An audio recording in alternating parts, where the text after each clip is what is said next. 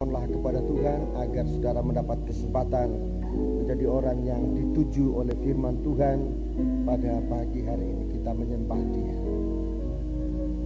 Bapa di surga, syukur dan terima kasih kami panjatkan kepadamu karena segala sesuatu yang Engkau sudah kerjakan dan karuniakan kepada kami masing-masing. Sepanjang minggu sudah Engkau perhatikan kami, sudah Engkau peliharakan kami, bahkan saat ini Engkau membawa kami dalam ruangan rumah-Mu yang Engkau sucikan untuk menjadi tempat kami menyembah dan memuja Dikau. Kami benar-benar merasakan pemeliharaan dan perhatian-Mu dalam kami sekalian. Kami ingin menggunakan waktu yang ada ini ya Tuhan untuk mendengarkan firman-Mu yang kiranya Engkau akan berikan kepada kami masing-masing. Engkau tahu pergumulan pada setiap pribadi, baik menyangkut kehidupan nikah, menyangkut rumah tangga, menyangkut usaha pekerjaan, bahkan bukannya mustahil juga menyangkut ibadah dan pelayanan masing-masing kami kepadamu Tuhan. Namun kami persembahkan semua dalam tangan Dikau ya Bapa. Arahkan kami lewat firman-Mu dan kuatkan kami dalam kuasa Roh-Mu yang suci untuk mengikut Engkau sampai di tujuan yang Engkau sudah siapkan bagi kami semua. Kuasa-kuasa kegelapan, roh jahat yang bisa menggoda, mengganggu kami saat pemberitaan firman-Mu, Tuhan, bersatu hati kami panggil nama Engkau buat usir dia. Di dalam nama Tuhan Yesus Kristus, segala roh jahat, setan, kami ikat, kami perintahkan kamu semua dalam nama Yesus, pergi. Darah Yesus yang berkuasa. Terima kasih Bapa, haleluya. Dalam nama Yesus kami sudah berdoa, haleluya, amin.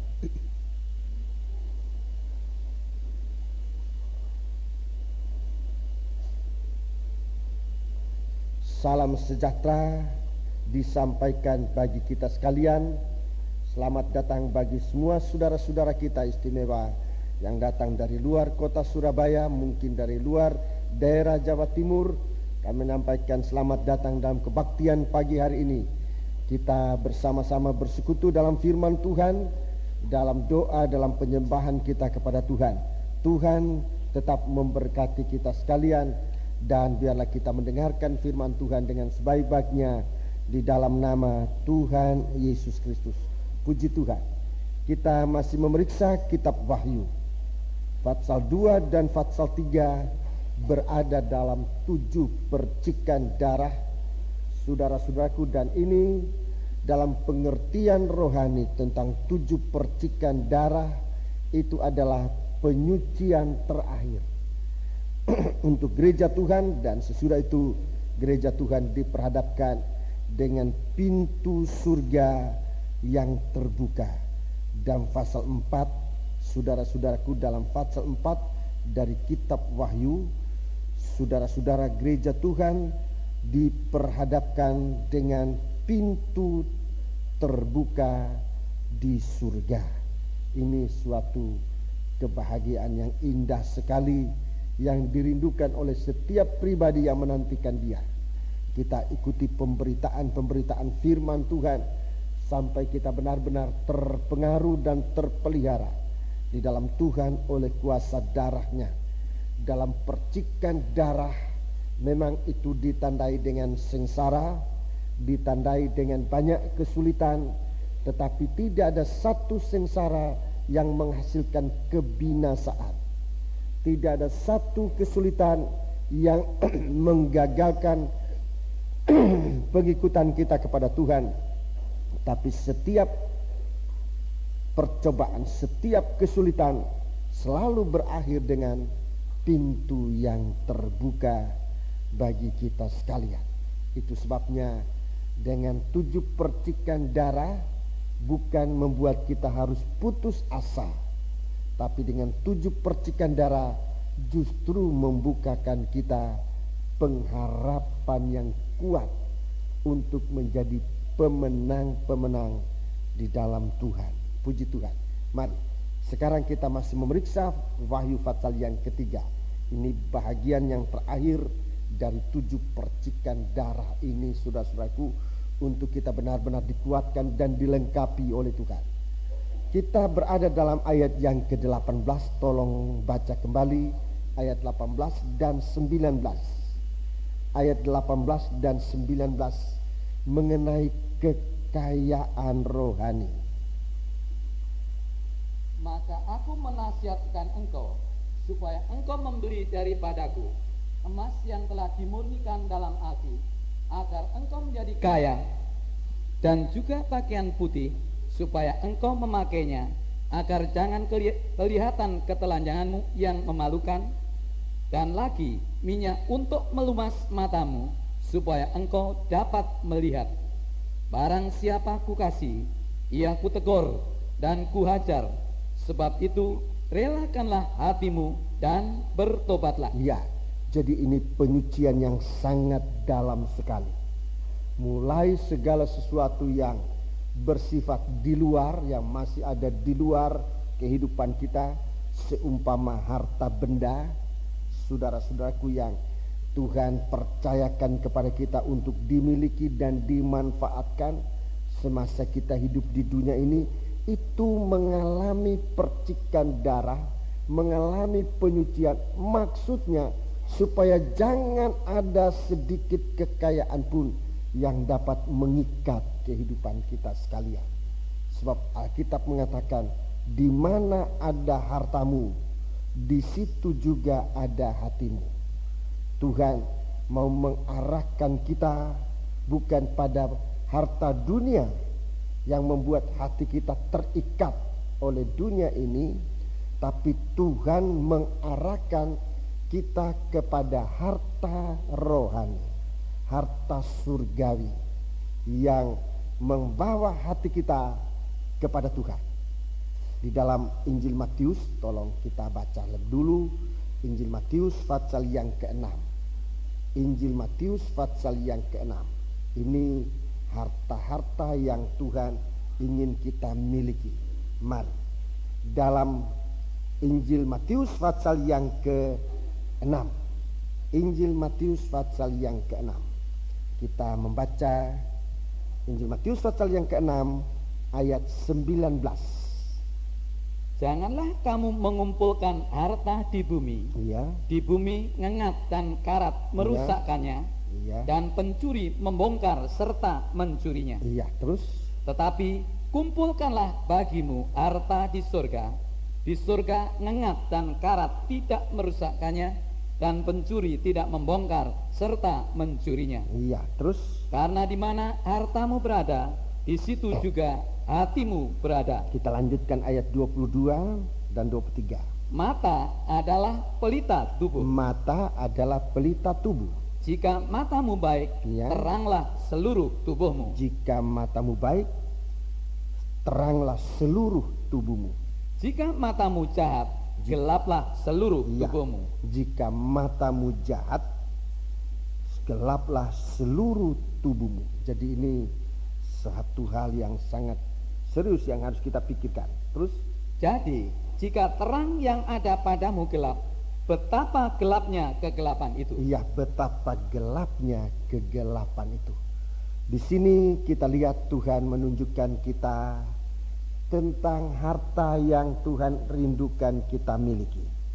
Dalam ayat 19 dan 20, di situ disebutkan harta-harta ini sekalipun tidak secara langsung harta apa yang kita harus kumpulkan atau kita miliki, tetapi dari musuhnya harta-harta ini kita menjadi tahu harta apa yang harus kita miliki.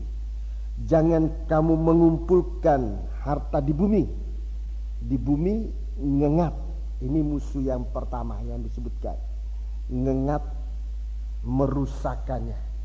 Ngengat ini, saudara-saudaraku, musuhnya atau makanannya adalah pakaian. Ini jadi Tuhan tunjukkan di sini tentang pakaian yang harus disimpan, tersimpan di surga. Kita sudah membicarakan tentang pakaian putih yang bukan hanya jangan dimakan ngengat, tetapi jangan bernoda, bahkan jangan ada kerutnya, tapi supaya terpelihara agar daging tidak kelihatan. Jadi kita sedang disalut oleh Tuhan dengan pakaian, bukan pakaian yang bolong, bukan pakaian yang dimakan ngengat, bukan pakaian yang kotor, tapi pakaian yang dibasuh oleh darah Yesus. Ini pakaian yang, ini harta. Ini harta yang Tuhan ingin berikan kepada kita. Beli daripadaku kain putih supaya kamu jangan kelihatan ketelanjanganmu. Supaya kita dipakaikan dengan pakaian putih yang berkilau-kilauan, agar kita jangan dipermalukan untuk masuk dalam perjamuan atau pesta kawin, perjamuan malam pesta kawin anak domba Allah, agar kita benar-benar disiapkan. Jadi ini sejak khotbah pertama dari Tuhan Yesus ini Tuhan sudah bicarakan. Pasal 6, pasal 5, pasal 6, pasal 7 dari kitab Injil Matius itu khotbah pertama dari Yesus, termasuk tentang memelihara pakaian. Rasul Petrus dia katakan semua itu tersimpan bagimu di surga. Harta yang kedua musuhnya karat. Musuhnya karat. Karat ini merusakkan logam. Karat ini merusakkan logam. Dalam tabernakel memang ada logam yang dipakai. Dalam membangun tubuh Kristus memang kita juga menggunakan 3 macam logam. Logam yang pertama namanya tembaga. Ini logam pertama. Tembaga. Tembaga itu berarti suatu penghukuman. Tembaga itu suatu penghukuman. Apa yang dihukum? Segala tabiat daging. Itu harus dihukum. Kalau kita ingin memiliki harta surgawi, segala tabiat daging, terutama mengenai keinginan dunia, itu sangat menyingkirkan kasih Allah. Saudara-saudara, itu harus dihukum, harus dijepit dengan tembaga, dengan penghukuman. Kalau kita, saudara-saudaraku, mau bebas dari segala pengaruh ikatan harta dunia ini, daging ini harus mengalami proses perobekan. Dan ini yang daging tidak suka. Ini yang daging tidak suka. Tetapi kalau daging tidak mau, di satu waktu daging ini akan benar-benar kecewa, akan benar-benar menyesal, tapi penyesalan yang tidak ada gunanya. Harta yang kedua yang ada dalam tabernakel adalah, saudaraku, jadi kalau daging ini dijepit dengan penghukuman tembaga, maka daging ini akan masuk dalam daerah kebenaran. Daging itu dibenarkan, akan dibenarkan oleh Tuhan, bukan oleh manusia. Dan kalau Tuhan yang membenarkan, itu disertai dengan jaminan pembelaan Tuhan. Kemudian logam yang kedua yang ada dalam tabernakel adalah perak. Perak itu pada umumnya merupakan kaki dari segala sesuatu yang ada dalam ruangan suci. Perak itu bicara tentang kesucian. Dasar hidup beriman untuk masuk dalam kerajaan surga adalah kesucian. Ibrani pasal 12 ayat 14. Ini dicatat, baca di rumah. Ibrani 12 ayat 14. Tanpa kesucian mustahil dapat memandang Allah. Artinya ibadah bisa ada tetapi tidak berkenan kepada Tuhan. Saya sudah bicara tentang ibadah, macam-macam ibadah. Ada ibadah tradisi, ada ibadah buatan sendiri, ada ibadah Macam-macam saudaraku yang dibuat oleh manusia ini. Jadi ini perak. Kesucian. Tanpa kesucian mustahil bisa melihat Allah. Ibadat tidak berkenan kepada Tuhan. Pelayanan bisa ada pelayanan, bisa nyanyi, bisa main musik, bahkan bisa khotbah. Mungkin pandai berkhotbah. Tetapi kalau tidak berdasarkan atau berdiri atas kesucian Allah, semua tidak menghasilkan sesuatu yang berkenan kepada Allah. Saya harus memperhatikan ini. Kita semua harus memperhatikan ini. Para imam-imam, para tua-tua, pengerja-pengerja, calon hamba Tuhan, siswa-siswi harus memperhatikan ini. Kalau mau pelayanan kita berhasil dengan sesuatu yang berkenan kepada Tuhan, memulaikanlah pelayanan itu dari dasar penyucian. Ya. Dasar penyucian itu ngaku dosa, itu dasarnya. Ngaku. Itu dasarnya. Dasar penyucian itu ngaku dosa. Semua kita sudah berbuat dosa, tetapi tidak semua mengaku dosa. Seorang pelayan Tuhan, seorang hamba Tuhan, seorang siapapun juga yang mau ibadahnya berhasil diterima oleh Tuhan, pelayanan dan persembahannya diterima oleh Tuhan, mulai melakukan ibadah, melakukan pelayanan dengan lebih dahulu berdamai dengan Tuhan. Korban pendamaian. Supaya kita berada pada dasar kesucian yang akan memuncak sampai semua pelayanan kita didengar oleh Tuhan. Itu dasar. Itu dasar penyucian. Mengaku dosa. Mengaku dosa. Jangan kita punya pengakuan diperindah dengan mengatakan, Tuhan, saya berbuat ini karena si A yang menggoda saya, atau karena saya kekurangan, atau saya butuh itu sehingga saya melakukan yang salah ini. Jangan pakai karena. Itu memperindah yang jelek. Ngaku sejujur-jujurnya, saya sudah berbuat dosa. Dalam kelemahan saya mohon ampun. Itu singkat saja. Singkat saja. Doa semacam itu didengar oleh Tuhan. Semacam orang Farisi yang berdoa, dia tidak berucap kata yang banyak, dia hanya menepuk dadanya, Tuhan ampuni hamba yang berdosa ini. Dan Alkitab katakan dalam Injil Lukas 18 itu, orang ini kembali, ibadahnya diterima oleh Tuhan. Jadi jangan macam-macam dalam mengaku dosa itu. Ngaku sejujur-jujurnya. Jangan malah mengkaitkan orang, mempersalahkan orang. Tidak perlu itu. Sebab kita bertanggung jawab atas apa yang kita lakukan. Perkataan bertanggung jawab ini artinya berani mengaku. Itu bertanggung jawab. Kalau tidak berani ngaku namanya tidak bertanggung jawab. Bertanggung jawab artinya berani mengaku. Sesudah itu Tuhan yang mengerjakan kita.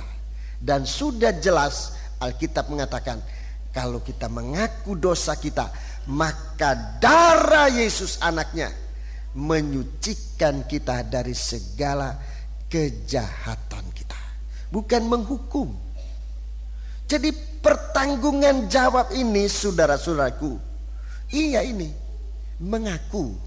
Dan ini yang banyak orang tidak mau lakukan. Banyak kali oleh karena takut.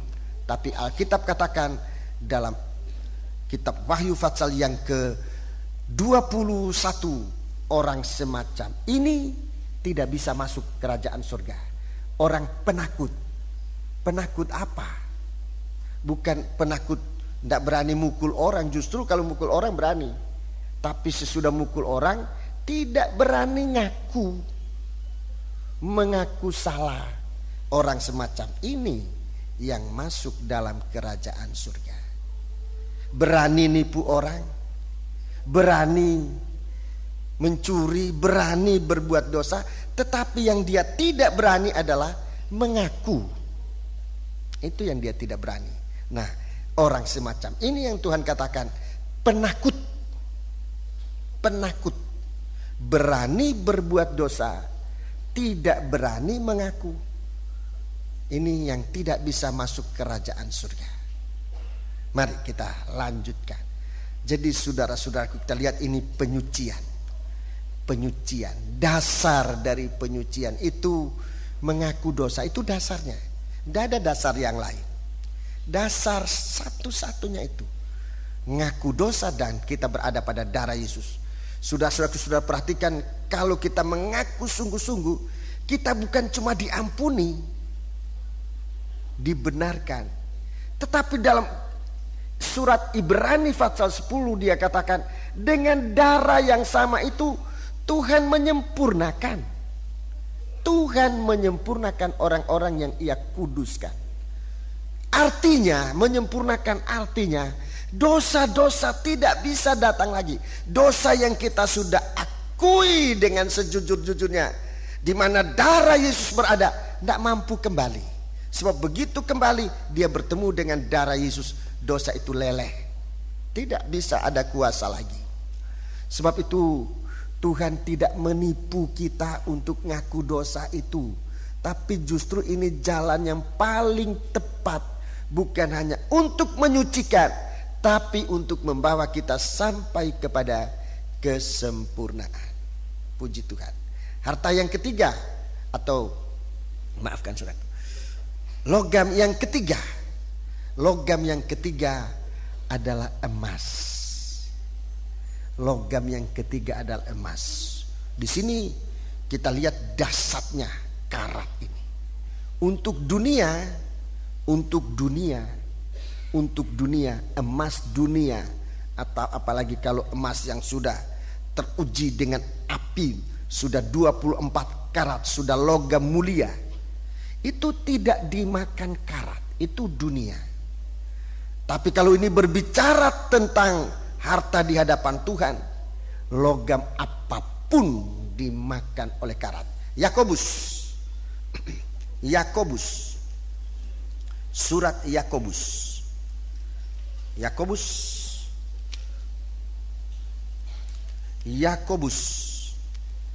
pasal yang kelima. Yakobus pasal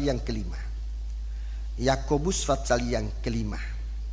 Ayat 1 sampai dengan ayat yang ke-6. Jadi sekarang, hei kamu orang-orang kaya. Hei kamu orang kaya. Tentu orang kaya yang tidak bertobat. Ini bukan orang kaya yang bertobat. Orang kaya yang bertobat, kita sudah memuji Tuhan. Tapi hei kamu orang kaya yang tidak bertobat. Terus menangislah dan merataplah atas sengsara yang akan menimpa kamu. Iya. Kekayaanmu sudah busuk. Kekayaan yang busuk ini makanan. Sudah busuk. Dan pakaianmu telah dimakan ngengat. Pakaianmu dimakan ngengat. Emas dan perakmu sudah berkarat. Dan karatnya akan menjadi kesaksian terhadap kamu. Karatnya ini menjadi saksi. Dia bagaikan bersuara di hadapan Tuhan. Emas dan perakmu sudah berkarat, dan karatnya menjadi kesaksian di hadapan kamu, dan akan memakan dagingmu seperti api. Kamu telah mengumpulkan harta pada hari-hari yang sedang berakhir. Hari yang sedang berakhir. Jadi hari-hari ini sesungguhnya telah terdengar teriakan besar. Iya, teriakan besar. Karena upah yang kamu tahan dari buruh yang telah menuai hasil ladangmu. Kalau kita lihat keadaan akhir zaman ini, saudaraku, lihat keadaan akhir zaman di mana diributkan tentang kesenjangan sosial, hubungan antara buruh dan pengusaha, teriakan para buruh, teriakan orang-orang yang sudah bekerja, sudah terdengar teriakan besar. Sesungguhnya telah terdengar teriakan besar, karena upah yang kamu tahan dari buruh yang telah menuai hasil ladangmu, dan telah sampai ke telinga Tuhan semesta alam keluhan mereka yang menyabit panenmu. Saudara-saudaraku, kalau sekarang ada semacam teriakan-teriakan semacam unjuk rasa itu buat saudara-saudara yang tidak bertobat ini, itu sesuatu hal yang sangat menolong sebenarnya untuk bisa sadar. Tetapi kalau orang yang tidak unjuk rasa, dia hanya masuk di kamar, mungkin tidak berbicara, tapi dengan lelehan air mata dia berseru kepada Tuhan. Ini yang paling parah. Ini yang paling. Dia tidak berteriak-teriak semacam unjuk rasa. Sekali lagi, kalau unjuk rasa ini kita sekarang sadar sebelum penghukuman. Tetapi kalau dia hanya masuk di kamar, dia tidak ikut-ikutan unjuk rasa, tetapi dia berteriak di hadapan Tuhan. Ini yang paling besar, yang paling berat, sebab nanti teriakan itu akan menjadi saksi bukan di bumi ini. Di hari penghakiman tidak ada kesempatan untuk merubah sikap. Sekarang teriakan para buruh itu masih bisa merubah sikap. Sebab itu saudara-saudara perhatikan, saudara-saudaraku khususnya saudara yang pengusaha yang tergembalakan, perhatikan dengan baik-baik apa yang menjadi hak daripada mereka yang bekerja dalam perusahaan, supaya semua mengalami berkat. Saudara diberkati dan semua mereka yang ikut bekerja pun turut diberkati. Puji Tuhan.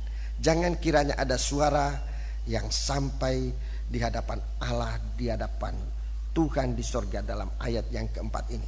Ayat 5 coba baca. Dalam kemewahan kamu telah hidup dan berfoya-foya di bumi. Kamu telah memuaskan hatimu sama seperti pada hari penyembelihan. Jadi yang berbuat tadi yang disebut dalam ayat 4 itu seperti menyembelih. Seperti pada masa penyembelihan. Ayat 6, kamu telah menghukum, bahkan membunuh orang yang benar, dan ia tidak dapat melawan kamu. Apalagi kalau buruh atau pegawai itu adalah orang yang beriman kepada Tuhan. Mohon perhatian saudara-saudara sekalian. Tidak ada ruginya kita bersikap baik terhadap sesama. Buruh itu adalah sesama manusia. Pegawai-pegawai kita adalah sesama manusia. Bawahan kita adalah sesama manusia. Tidak ada ruginya kita berlaku menjadi berkat bagi mereka. Puji Tuhan. Jadi inilah harta-harta yang oleh Tuhan disuruh simpan di dalam kerajaan surga. Sebab akan datang masanya, saudara-saudaraku, musuh yang ketiga yang disebut dalam Injil Matius pasal yang ke-6 itu adalah pencuri. Tadi masih merupakan ngengat, merupakan karat. Yang ketiga ini yang lebih besar, yaitu pencuri. Antikris yang akan datang akan menguasai semua harta yang dimiliki ini. Dan kalau ini tiba saatnya, saudara-saudaraku, untuk mendapat makan sepiring nasi atau setengah piring nasi, itu harus didahului dengan menyembah kepada antikris lebih dahulu. Jadi sekarang ini saudara bekerja berlelah-lelah mengumpulkan harta di dunia ini, tapi nanti yang akan menguasai hanyalah antikris. Jadi kita jaga ini. Kekayaan yang harus kita miliki, Tuhan mau percik dengan darah sekarang. Tuhan mau percik dengan darah, supaya jangan ada kekayaan kita yang menjadi mangsanya dari ngengat. Supaya jangan ada kekayaan kita yang menjadi mangsanya dari antikris. Tetapi benar-benar dapat dimanfaatkan. Kita diberkati oleh Tuhan, nomor 1. Supaya dengan harta benda itu kita memuliakan Tuhan. Dan yang kedua, supaya dengan harta benda itu kita menjadi berkat bagi sesama. Dalam kitab Amsal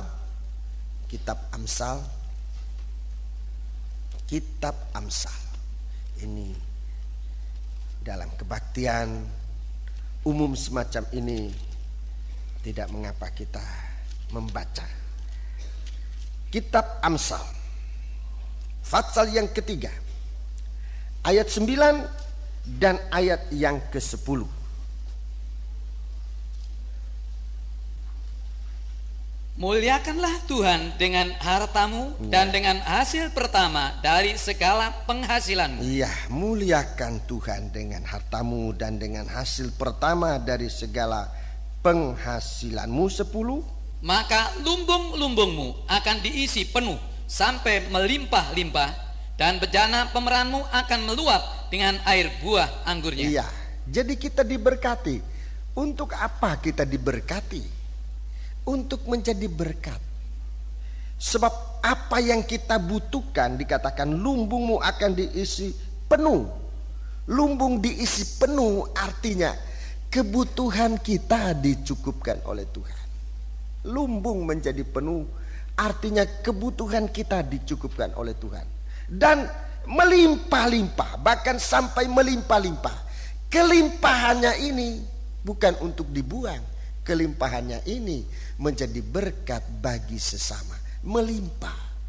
Kalau berkat itu hanya untuk kita, itu artinya berkat itu belum melimpah, hanya cukup untuk kita. Kita ingat tentang seorang 5 anak darah yang menantikan kedatangan mempelai. Dia hanya punya minyak di dalam pelitanya, tapi tidak ada minyak persiapan, tidak melimpah. Jadi kalau kita hanya diberkati, itu bagus tapi bodoh. Bagus tapi bodoh. Artinya di hari kedatangan Tuhan kita tidak ada minyak persiapan. Melimpah itu yang artinya, saudara-saudaraku, harta itu tidak habis. Ada, saudara-saudaraku, dan di hari kedatangan Tuhan semua kelimpahan itu benar-benar dapat dimanfaatkan. Dan bejana pemerahanmu akan meluap dengan air buah anggurnya. Jadi bukan hanya penuh tapi melimpah. Itulah yang Tuhan maksudkan. Kalau kita mulai tahu memuliakan Tuhan dengan berkat yang kita miliki, saudara-saudaraku, nomor 1 Tuhan dipermuliakan. Nomor 2, kita menjadi berkat bagi orang lain. Puji Tuhan. Mari, itulah harta yang Tuhan katakan jangan kamu kumpulkan harta itu di bumi.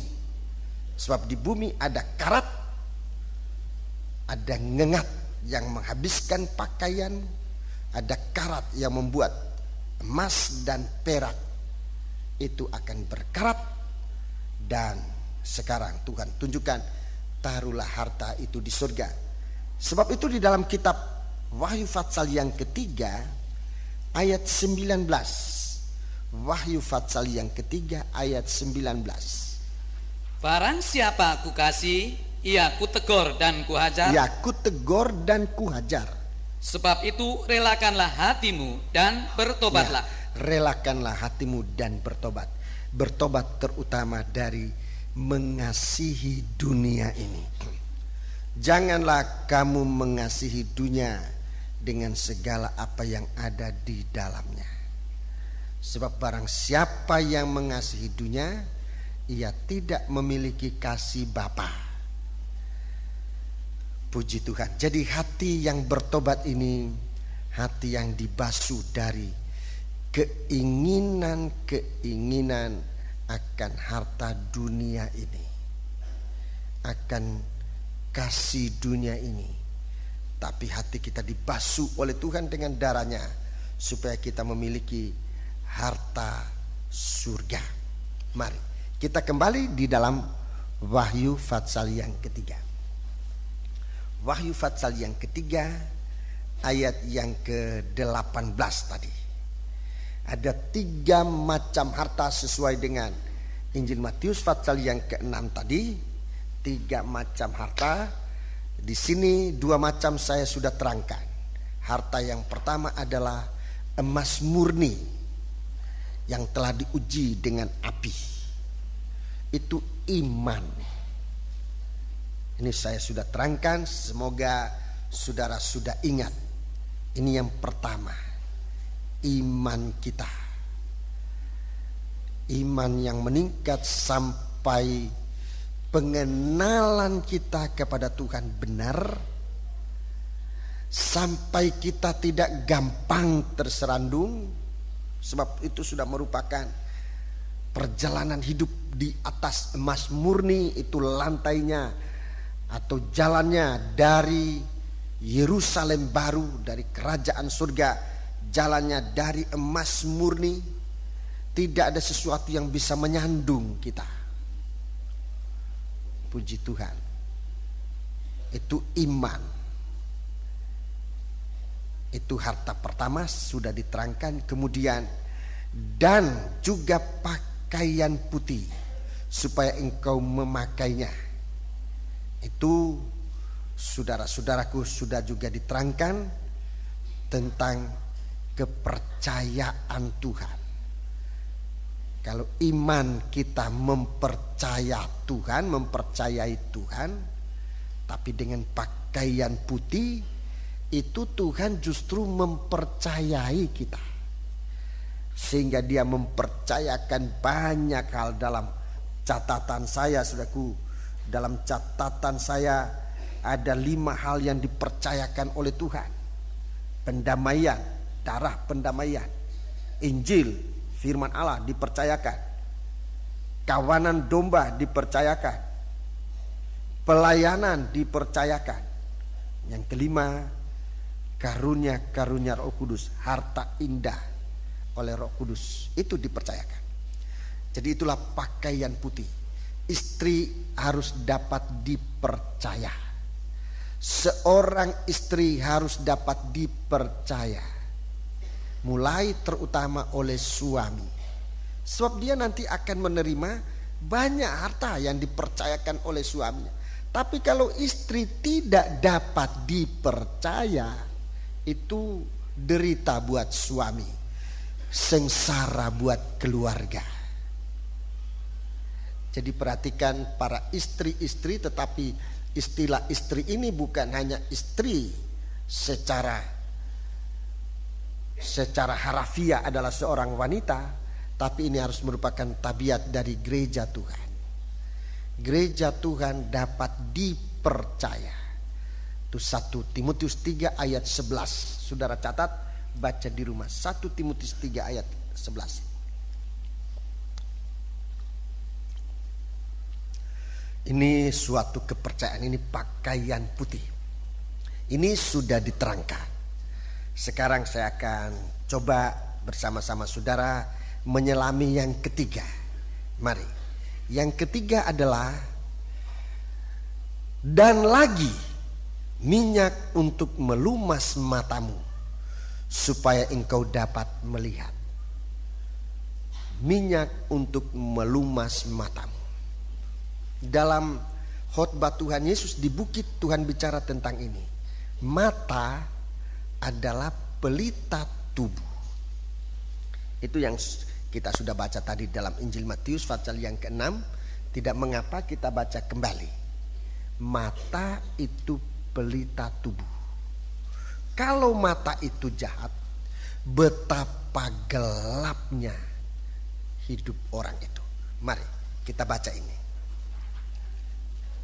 Mata adalah pelita tubuh. Sebutkan ayatnya supaya Matius 6 ayat 22 dan 23. Matius 6 ayat 22 dan 23. Matius pasal 6 ayat 22 dan 23. Mari baca. Mata adalah pelita tubuh. Ya, mata adalah pelita tubuh.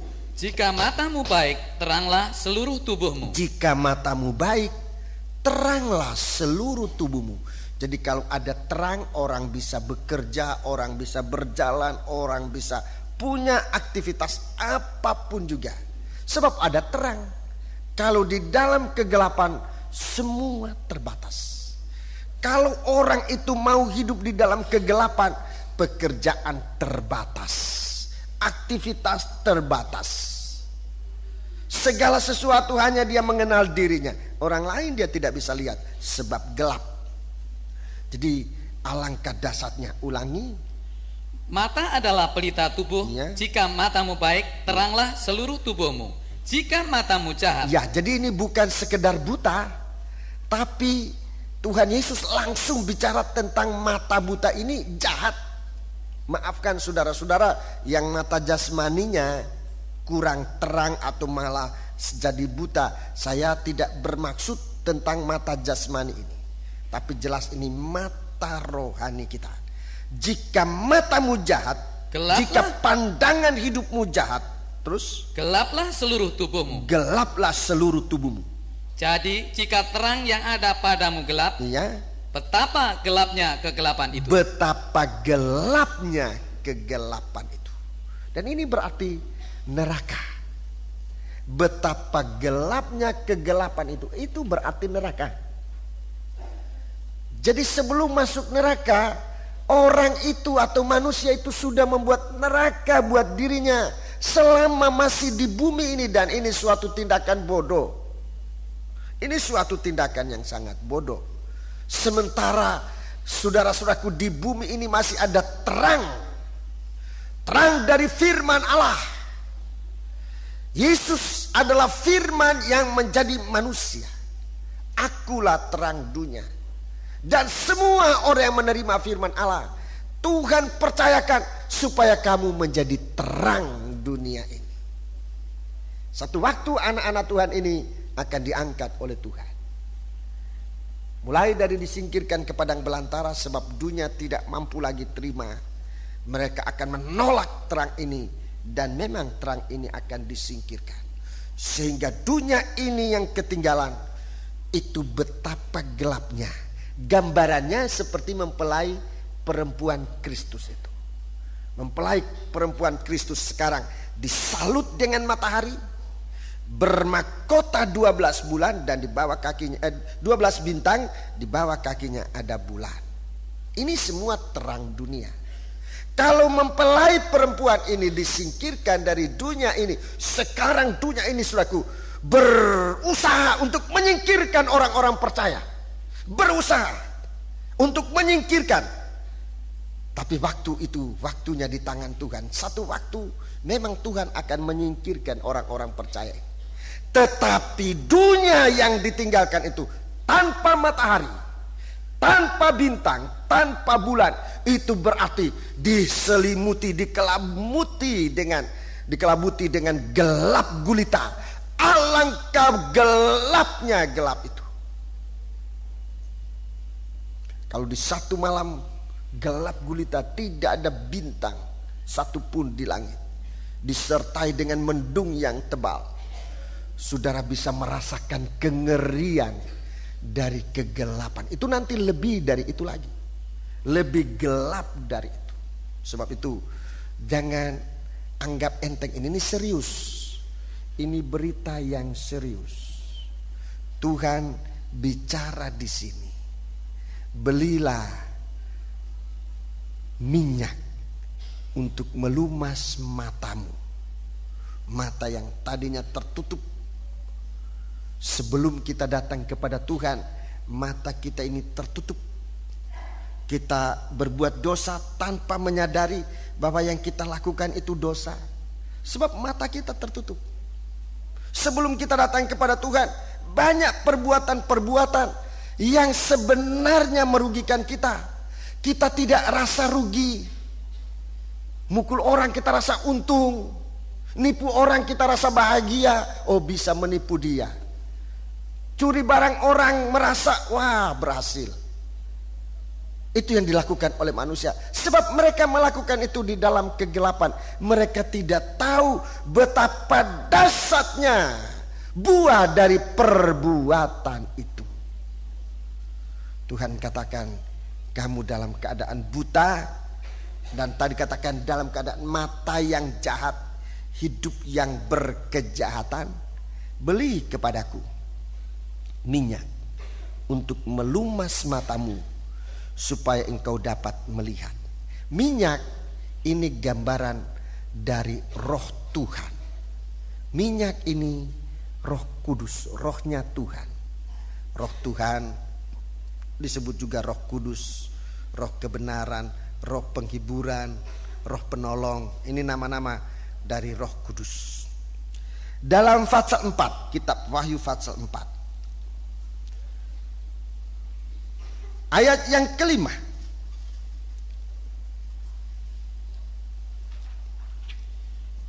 Dan dari takhta itu keluar kilat dan bunyi guruh yang menderu. Ya. Dan 7 obor menyala-nyala di hadapan takhta itu. 7 obor menyala-nyala. 7 obor menyala-nyala di hadapan takhta. Terus? Itulah ketujuh roh Allah. Ya, itulah ketujuh roh Allah. 7 obor menyala-nyala di hadapan takhta. Jadi takhta yang bukan takhta yang gelap, tapi takhta yang begitu terang. Ada 7 obor menyala-nyala di hadapan takhta itu. Itulah ketujuh roh Allah.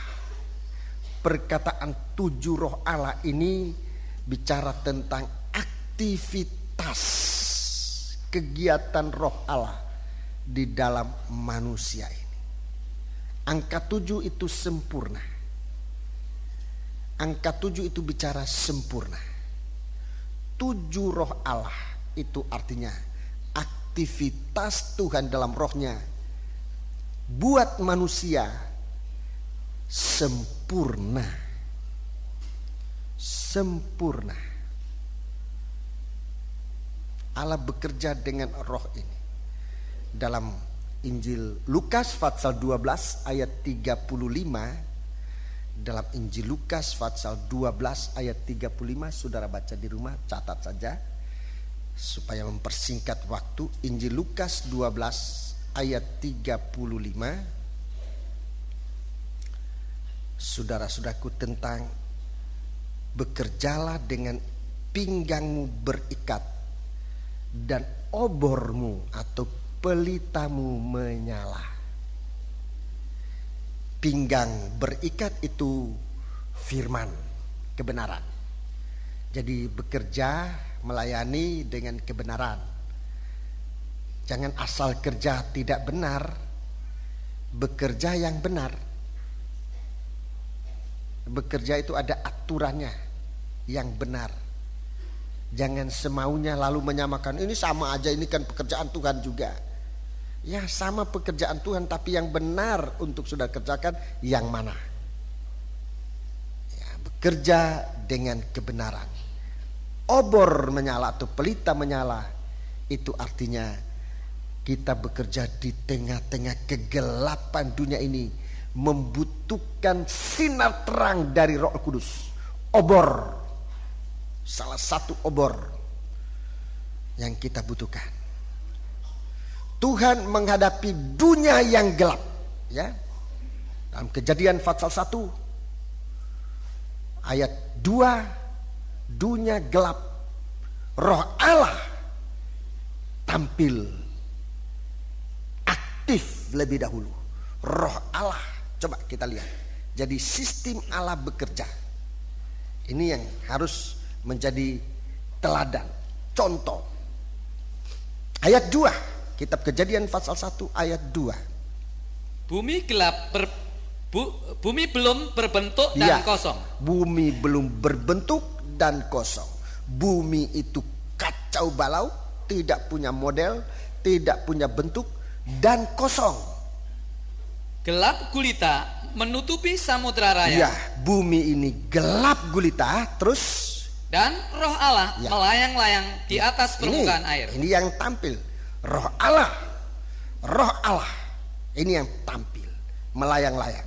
Dengarkan ayat 3. Berfirmanlah Allah, jadilah terang, lalu terang itu jadi. Iya. Jadi ini kegiatan pertama dari Roh Kudus untuk dunia ini. Kegiatan pertama dari Roh Tuhan untuk dunia ini bersama dengan firman.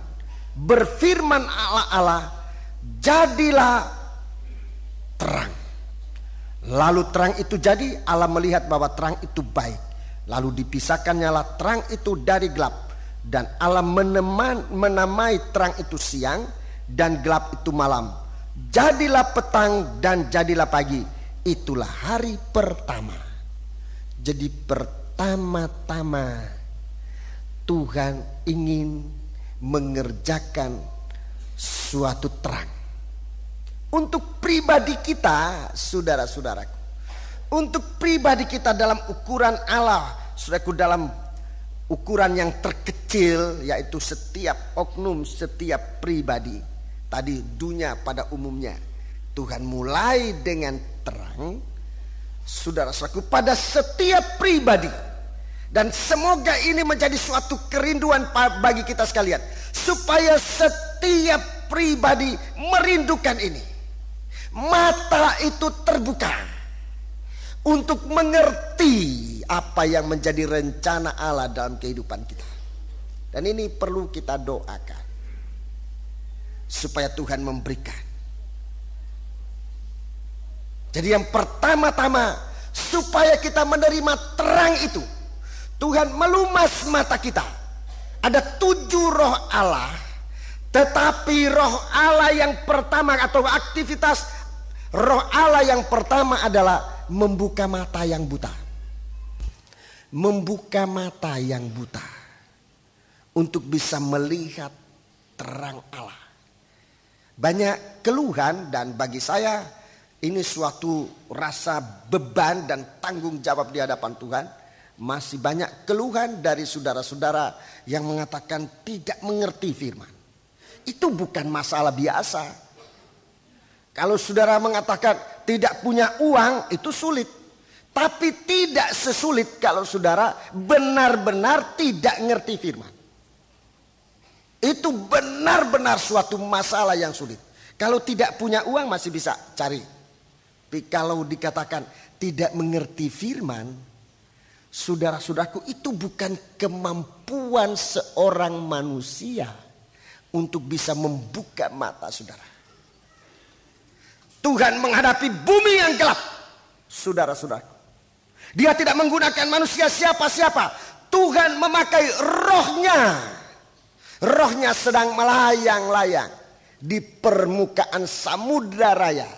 Saudara sudah dengarkan bahwa umat manusia, masyarakat manusia ini bagaikan suatu lautan besar yang jika ditiup oleh angin dia bisa bergelora, dia bisa bergelombang dan menghasilkan kekeruan dan sampah. Ini manusia. Dari manusia ini Tuhan memperhatikan setiap pribadi, saudara-saudara. Bagi Tuhan bukan suatu masalah kecil kalau saudara tidak mengerti firman. Bukan perkara kecil. Dan jangan saudara coba-coba cari bahwa seorang manusia bisa membuka mata manusia. Waktu Tuhan mengerjakan, mencelekkan mata orang buta, orang-orang Yahudi, saudara-saudaraku heran. Siapa orang ini yang bisa mencelekkan mata orang buta? Jadi jangan berharap kepada manusia siapapun juga. Saudara ke sana, ke sana, ke sana, ke sana. Manusia ini sama. Yang bisa membuka mata saudara adalah rohnya Tuhan. Bagaimana saudara memusatkan perhatian saudara kepada Tuhan. Itu membuat saudara nanti bisa mengerti firman. Jadi bukan saudara-saudara kita cari manusia-manusia yang bisa membuka mata orang buta. Tidak ada seorang manusia. Kalau saya coba menemukan ayatnya, Injil Yohanes. Semoga saya bisa menemukan ayatnya. Injil Yohanes pasal yang ke-9.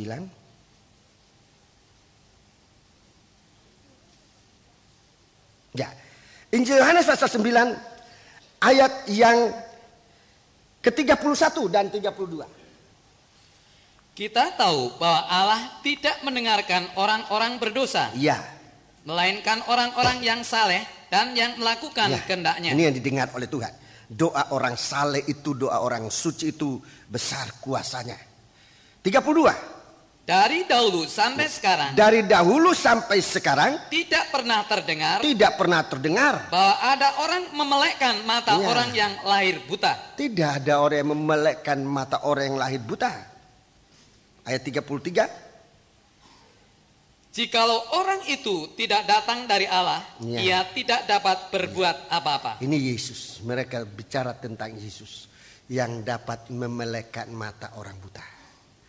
Jadi ini sekarang suatu kekeliruan besar dari anak-anak Tuhan sudah datang kepada Tuhan. Dia punya mata belum dicelekkan, belum dibuka matanya. Dia lalu tinggalkan Tuhan. Ini kesalahan besar. Dia tidak akan pernah matanya terbuka, tidak akan pernah. Sebab tidak akan pernah ada orang yang dapat memelekkan mata orang buta, apalagi dari sejak lahir. Siapa ini buta sejak lahir? Ya kita bangsa kafir. Ini cerita menggambarkan kita bangsa kafir. Kita dilahirkan dari keluarga kafir yang tidak ada hubungan dengan terang yang benar itu, itulah Tuhan. Jadi kita lahir memang sudah di dalam kegelapan. Sekarang mendapat kemurahan, mendengar Tuhan liwat. Tuhan liwat. Di dalam kebaktian kita mendengar Tuhan liwat. Seharusnya kita dapat menggunakan kesempatan untuk berseru, Tuhan anak Daud, kasihani hamba. Tapi banyak kali kita tidak menggunakan itu. Memang halangannya banyak. Halangannya banyak. Dari bagaimana Tuhan mencelekkan mata orang buta. Orang buta itu semua menghadapi banyak kesulitan.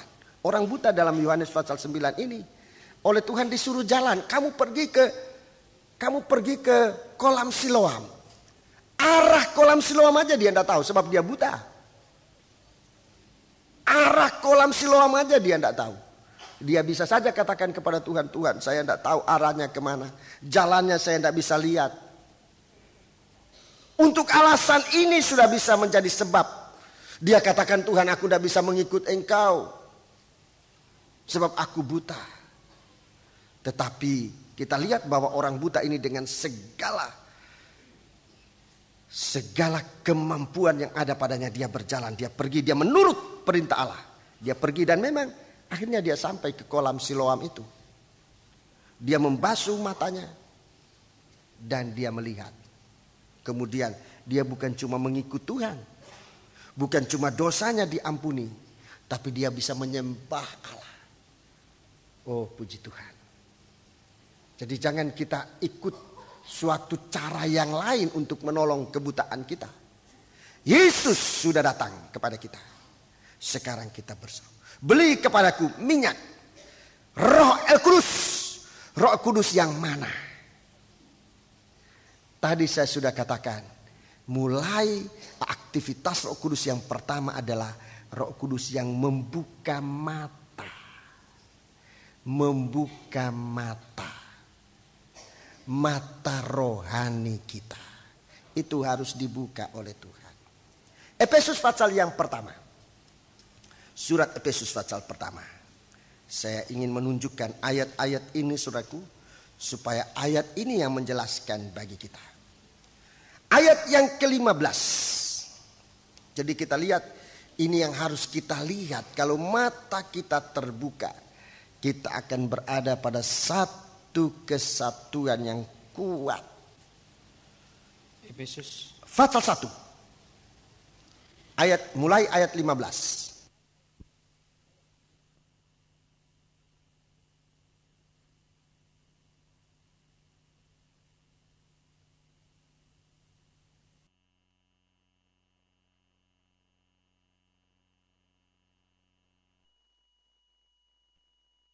tentang kasihmu Iya. terhadap semua orang kudus. Iya, jadi iman itu harta pertama tadi yang saya katakan, ada iman, ada emas murni yang teruji dengan api.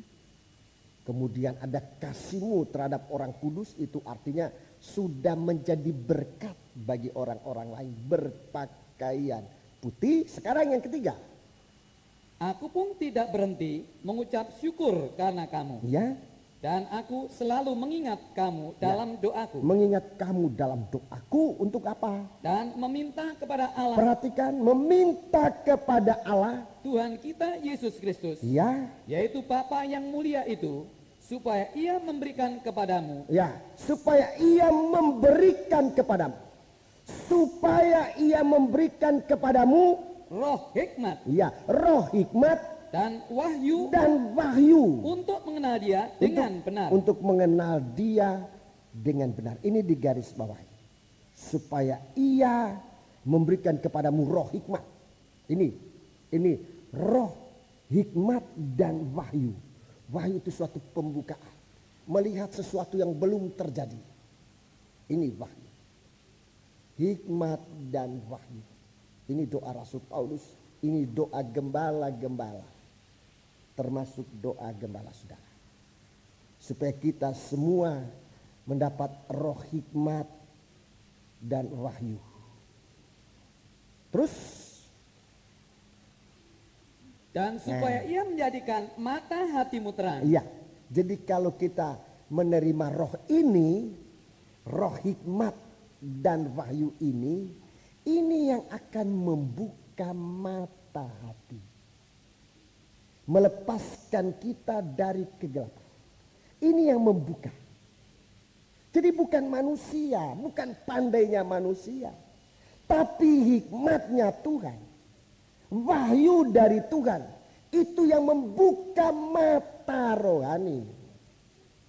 Kalau kita mau terima itu, saudara-saudaraku, mata rohani kita terbuka. Ulangi ayat 18. Dan supaya ia menjadikan mata hatimu terang. Iya, terus. Agar kamu mengerti pengharapan apakah yang terkandung Ya. dalam panggilannya. Supaya dia menjelaskan buat apa saudara jadi orang Kristen. Buat apa saudara masuk dalam gereja. Untuk apa saudara berbakti. Untuk apa saudara melayani. Untuk apa saudara berkorban. Untuk apa saudara aktif.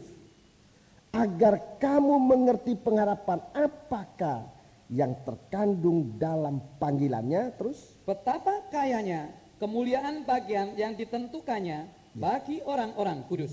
Betapa kaya. Ini tidak bisa dimengerti oleh orang yang matanya tertutup. Orang yang matanya buta. Orang yang mata rohaninya tidak terbuka.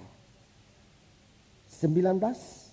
Dan betapa Ya. hebat kuasanya. Jadi betapa kaya kemuliaan. Betapa hebat kuasa. Bagi kita yang percaya, Ya. sesuai dengan kekuatan kuasanya Iya. yang dikerjakannya di dalam Kristus dengan membangkitkan dia dari antara orang mati dan mendudukkan dia di sebelah kanannya di surga. Iya, mendudukkan dia di surga. Jadi ini rahasia-rahasia yang besar. Mengapa Tuhan harus bangkit? Mengapa Tuhan harus duduk di sebelah kanan surga? Sebelah kanan Bapa di surga. Ini sesuatu hal yang hanya bisa dilihat oleh orang yang matanya dibukakan oleh Tuhan. Siapa yang membuka mata ini? Roh Tuhan. Siapa bisa memiliki roh Tuhan? Yang mau menerima. Aku ikhtiarkan kepadamu supaya kamu menerima roh ini. Menerima minyak ini supaya melumas matamu. Terus.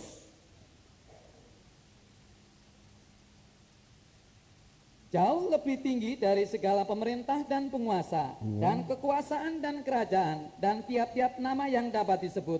Bukan hanya di dunia ini saja, melainkan juga di dunia yang akan datang. 22. Dan segala sesuatu telah diletakkannya di bawah kaki Kristus.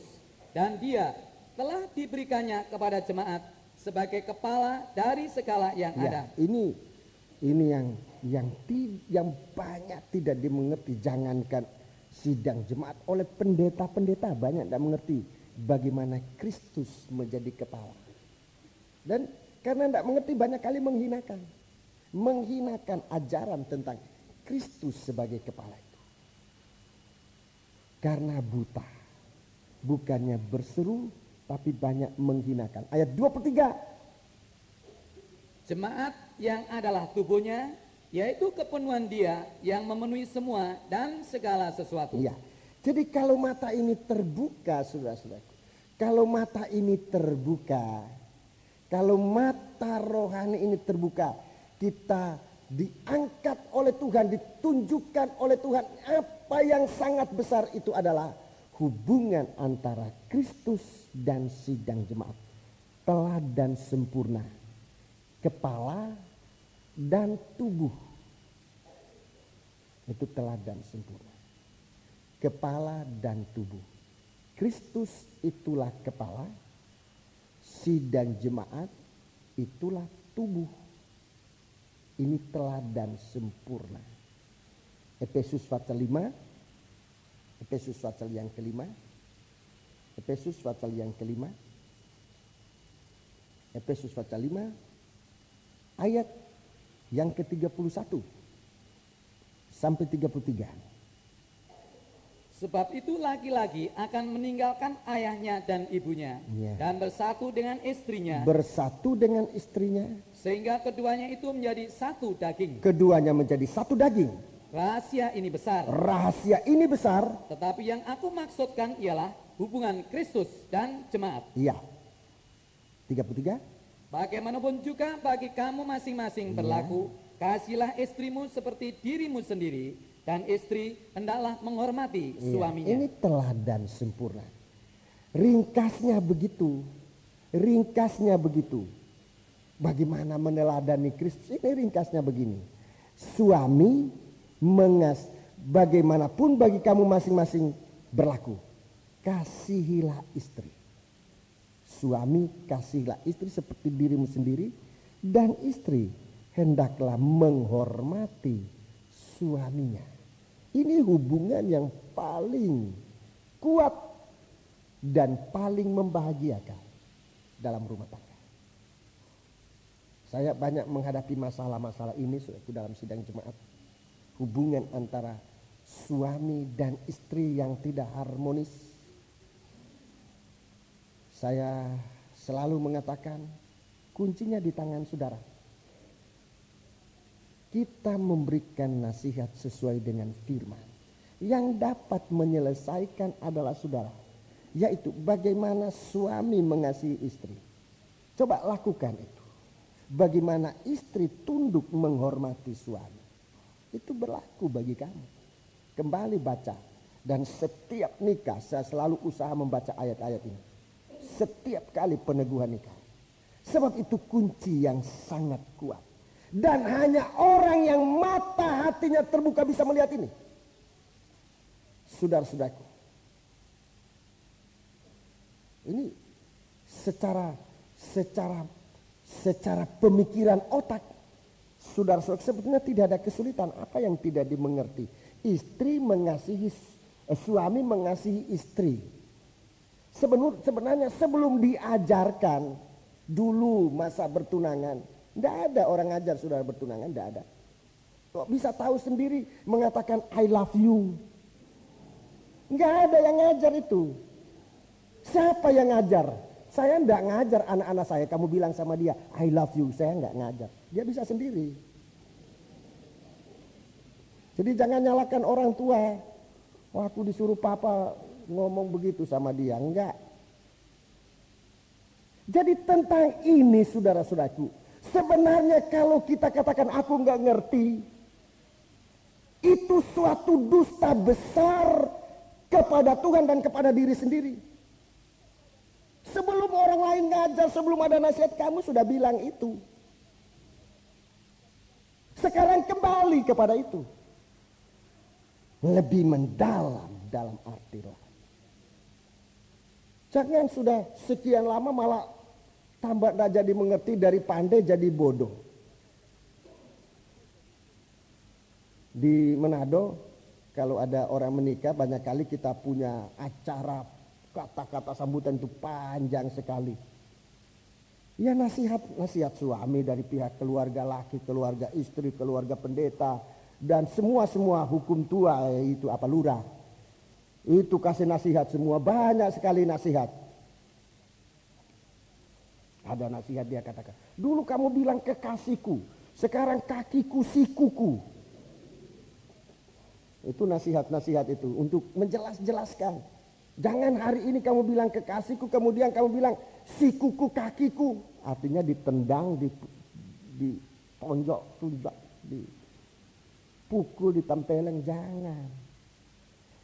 Tentang kasih ini sebenarnya itu sudah lahir dari hatimu. Tidak ada orang ngajarkan itu. Saudara tahu sendiri. Mengapa setelah masuk di dalam nikah pura-pura nggak tahu? Ini pura-pura nggak tahu. Harusnya tahu. Kalau kami sebagai hamba Tuhan, tua-tua, orang tua menasihati, ini hanya tinggal ingat no. Loh, dulu yang bilang aku kasihi kepadamu itu siapa? Kan enggak ada orang ngajar. Kamu tahu sendiri, bisa sendiri, ngomong sendiri. Ya lakukan itu. Itu sebabnya saya bilang kuncinya di kamu. Saya nggak bisa buka mulutmu bilang kakiku, kekasihku. Nggak bisa buka mulutmu ngomong gitu, nggak bisa. Saudara sendiri harus buka mulut dan ngomong dari hati. Saya nggak bisa ayo ngomong gini-gini, nggak bisa. Jadi bukannya pendeta nggak mau nolong. Kuncinya di saudara. Kuncinya di saudara. Ini sesuatu yang hanya bisa dilihat oleh mata ini. Kalau saudara punya segala macamnya istilah-istilah sekarang ini bikin bingung. Banyak. Apa itu tanda engkau mengasihi suami, mengasihi istri? Coba tanya sendiri, jawab sendiri. Saudara akan menemukan bahwa apa yang engkau lakukan itu yang salah itu tidak benar. Saudara sudah menemukan kunci keluar dari problema apapun juga. Saudara memandang teladan Kristus. Suami mengasihi istri seperti diri sendiri. Dan istri hendaklah menghormati suaminya. Ini pengertian yang sangat sederhana tapi besar artinya. Jadi ini kuncinya di situ. Supaya mata hati kita dibuka terang untuk memandang betapa besar, betapa kaya, betapa hebatnya, dan selanjutnya sampai kepada Kristus adalah kepala dan jemaat adalah tubuh. Rahasia ini besar. Aku kiaskan kepada sidang jemaat dan Kristus. Bagaimanapun berlaku bagi kamu ini. Hei suami, kasihilah istrimu seperti dirimu sendiri. Dan istri, tunduklah kepada atau menghormati suaminya. Ini harus dimengerti. Ini harus dimengerti. Di dalam Yakobus, surat Yakobus pasal 1. Kalau masih ada orang yang tidak ngerti, Yakobus pasal 1. Yakobus pasal 1. Yakobus pasal 1. Surat Yakobus pasal 1. Ayat 5. Ini menyangkut percobaan-percobaan yang tidak terselesaikan. Kalau ada di antara kamu yang tidak ngerti. Coba ayat 5. Tetapi apabila di antara kamu ada yang kekurangan hikmat. Yang tidak ngerti. Jika ada di antara kamu yang nggak ngerti mengasihi istri, nggak ngerti hormat kepada suami. Kalau ada di antara kamu yang kekurangan hikmat, hendaklah ia memintakannya kepada Allah. Hendaklah ia memintakannya kepada Allah, yang memberikan kepada semua orang dengan murah hati dan dengan tidak membangkit-bangkit. Maka hal itu akan diberikan kepadanya. Ya, coba. Ini saya suruh coba. Suami yang sudah kehilangan kasih, istri yang suka memberontak kepada suami. Coba berdoa sungguh-sungguh kepada Tuhan. Coba berdoa, ucapkan ini. Tuhan, ajarkanku mengasihi istri. Coba berdoa. Kalau saudara merasa saudara bosan dalam rumah tangga, lalu mulai berulah-ulah yang tidak baik, coba berdoa semacam ini. Sebab ini ditulis dengan dasar iman. Berdoa kepada Tuhan, ucapkan perkataan ini.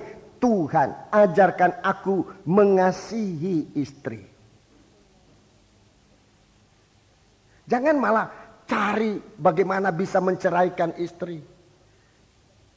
Itu bukan penyelesaian. Sebab sesudah itu saudara membuat masalah baru. Mencari istri yang lain. Dan punya masalah baru lagi.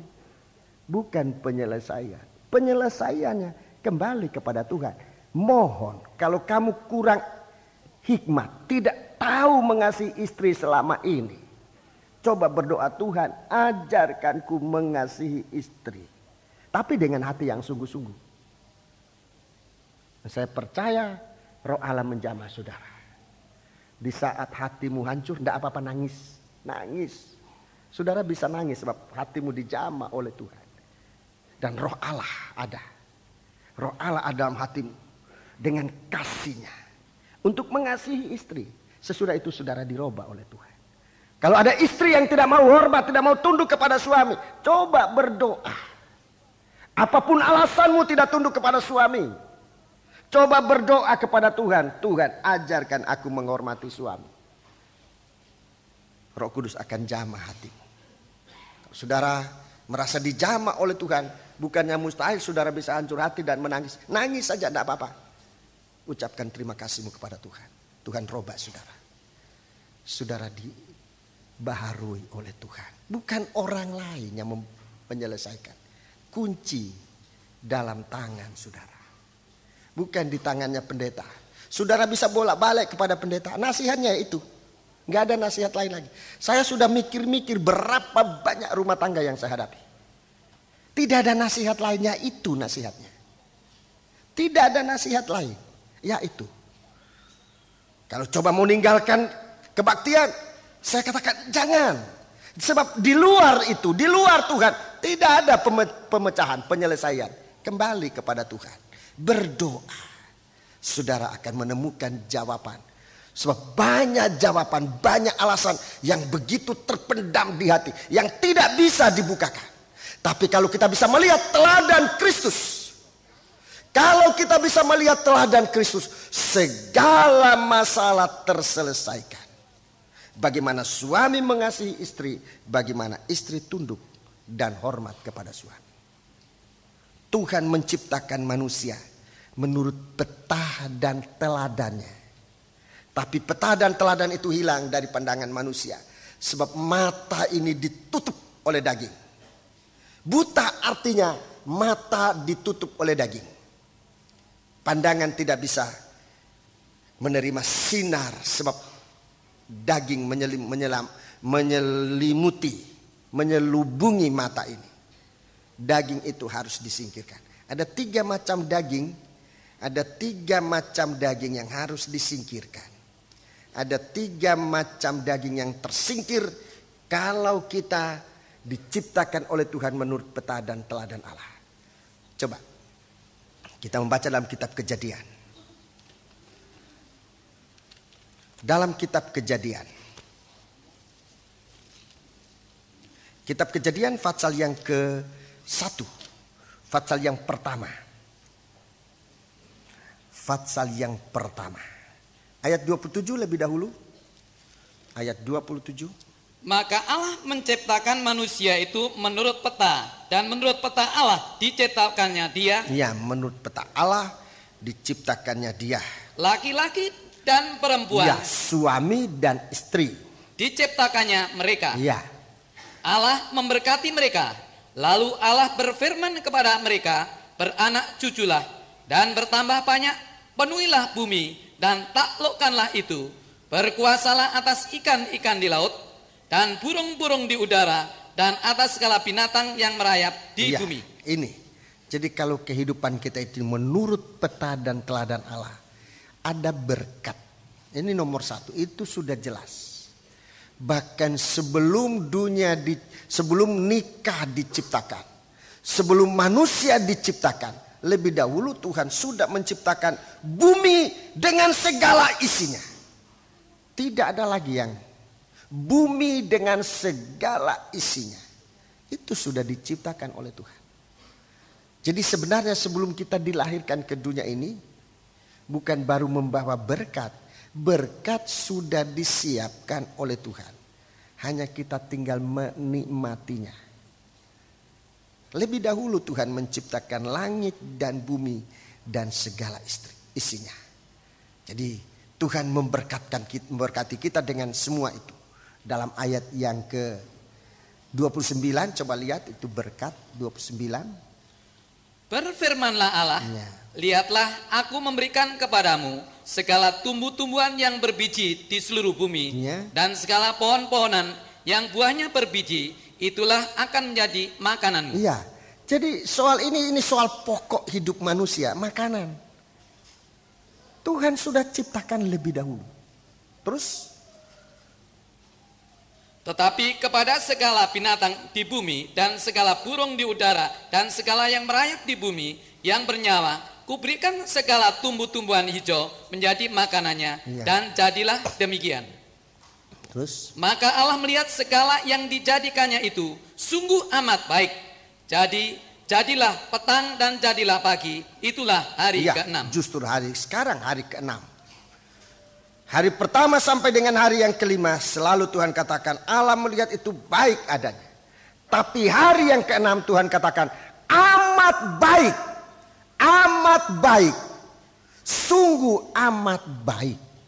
Lebih dari baik.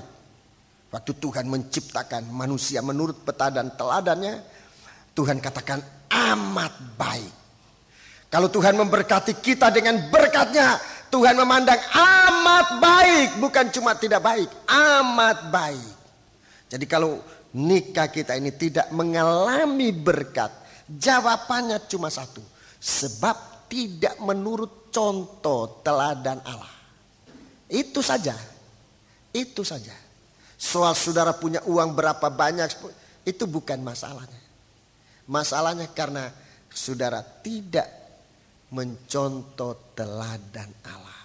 Begitu kembali kepada Tuhan, mengambil contoh teladan Allah, mengasihi istri seperti dirimu sendiri.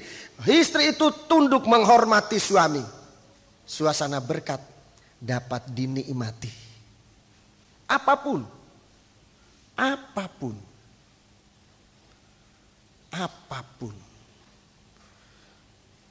Saya dulu dengar nyanyian dari ciptaan seorang. Ya rasa lucu, rasa geli.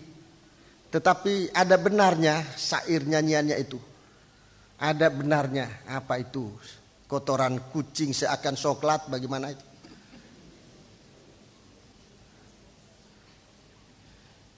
Itu saya pernah dengar itu nyanyian itu. Dulu saya geli dengar itu. Sekarang tidak dinyanyikan lagi, apa sudah dilupakan atau bagaimana? Tapi itu saudara-saudaraku, itu orang dunia bisa lihat itu. Jadi tidak tergantung soal apa saudara-saudaraku. Bukan tergantung soal banyak soal mesti makanan ini baru enak, tidak tergantung itu. Soal kasih. Apapun yang tadinya kita lihat menjijikan bisa malah jadi sesuatu serasa coklat katanya. Siapa? Gombloy. Gombloh. Ya maaf, Gombloh. Penciptanya. Penyanyinya sekali kalau tidak salah itu. Iya. Itu ya almarhum ya. Itu satu gambaran. Diberkati oleh Tuhan. Kalau suami mengasihi istri, istri hormat kepada. Ya kayak gitu itu. Itu tidak perlu harus beli coklat dari mana. Tidak perlu dari Belgia atau dari mana. Itu sudah banyak coklat dibuang-buang. Bayangkan itu bagaimana, betapa besar kekayaan. Betapa hebat kuasa. Itu Wahyu Efesus pasal 1 tadi. Kalau mata ini terbuka, memandang teladan Kristus, betapa besar kekayaan itu, betapa hebat kuasa itu, merubah sesuatu yang tidak enak menjadi begitu enak dan indah di hadapan pandangan nikah manusia yang diciptakan oleh Tuhan. Jadi ini saudaraku. Ini nomor satu, soal berkat. Soal kedua, taklukkan segala daging. Ini sumber percobaan. Segala daging yang disebut ini sumber percobaan. Ikan-ikan di laut. Ini saudara-saudaraku, kita Wahyu pasal 13 ayat 1 sampai dengan ayat 11. Ayat 1 sampai dengan ayat 10. Itu sudah jadi binatang buas. Di kitab Wahyu pasal 13, ikan ini jadi binatang buas. Sumber percobaan, puncak percobaan di akhir zaman. Menyangkut soal ekonomi. Menyangkut soal ekonomi. Semua orang harus tunduk menyembah kepada antikris. Menerima cap baru boleh makan, baru boleh membeli, baru boleh menjual. Ini sumber percobaan dan puncak percobaan. Kedua, daging yang di udara, burung-burung yang di udara. Efesus pasal 1, Efesus pasal 1 itu roh-roh penguasa udara. Wahyu pasal 12 itu ular naga, penguasa kegelapan, raja kegelapan. Ini ditaklukkan.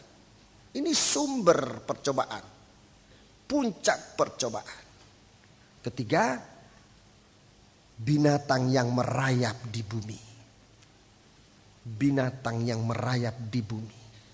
Ini tabiat setan yang tidak benar, bohong, dusta. Segala sesuatu kepalsuan. Ini sumber malapetaka dan puncaknya malapetaka. Itu sebabnya saudaraku, Tuhan ngajarkan kita ini. Tuhan ngajarkan kita semacam ini. Untuk kita benar-benar dapat mengikuti Tuhan. Kalau ada orang yang tidak mengerti, coba berdoa. Berdoa.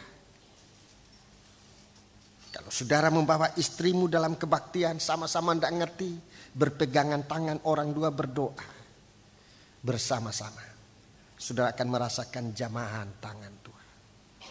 Dan kita kembali dapat menyelesaikan masalah yang tadi saya katakan, segala permasalahan yang menyangkut rumah tangga, menyangkut nikah, kuncinya bukan berada di luar. Berada dalam tangan suami, berada dalam tangan istri, berada dalam tangan kedua-duanya. Saudara dapat menyelesaikan. Pendeta hanya dapat menasihati, orang tua dapat menasihati dan membantu dalam doa. Tapi kunci penyelesaian di tangan saudara. Puji Tuhan.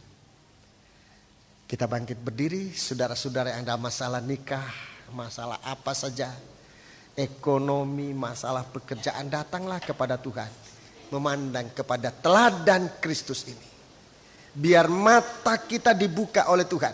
Dengan roh hikmat dan wahyu. Supaya mata hati kita dibuka oleh Tuhan untuk memandang betapa kaya, betapa hebat, betapa ajaib kuasanya Tuhan. Kita bangkit berdiri, kita melakukan nyanyian Psalm 172. 172. Psalm 172.